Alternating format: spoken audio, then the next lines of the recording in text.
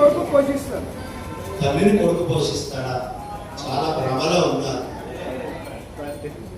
మీకు ఏమీ చేతిలో పనిచేయన్నాడు, ఈ సృష్టిలో మీకు ఏమీ కనిపించన్నాడు.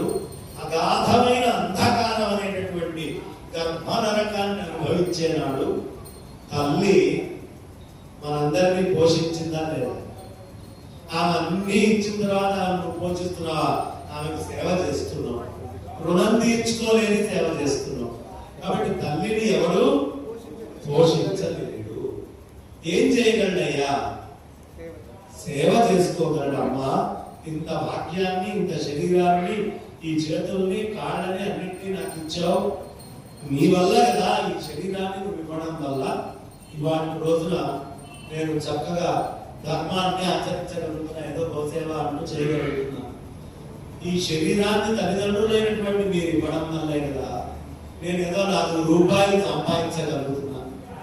ఎవడైనా వెళ్ళి 100 కోట్లు సంపాదించుకొని వస్తే తల్లి పోషిస్తే సంపాదించావు.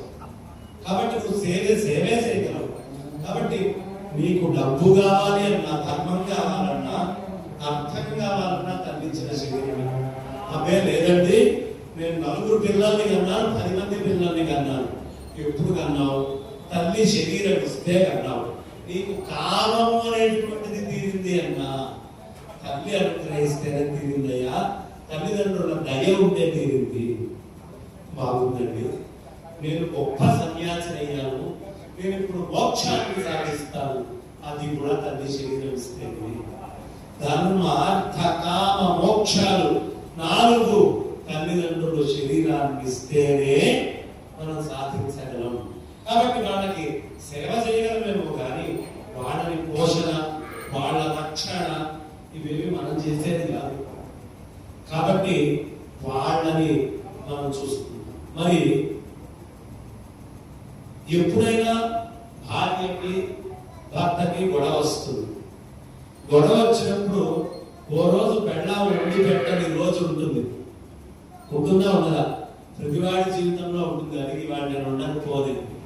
లేని వాడిని ఎవరైనా ఉంటే చేయలేకపోతే స్వామి ఎవరు లేరు కదా.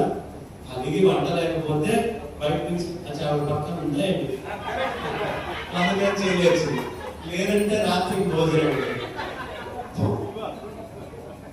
కాబట్టి అదే నేను పుట్టిన దగ్గర నుంచి తల్లి ఏ రోజైనా కోపం వచ్చి నేను వండి పెట్టను అన్నది ఉంటే చేయలేకపోతే ఎవరైనా లేదా? తల్లికి కోపం వచ్చి అన్నం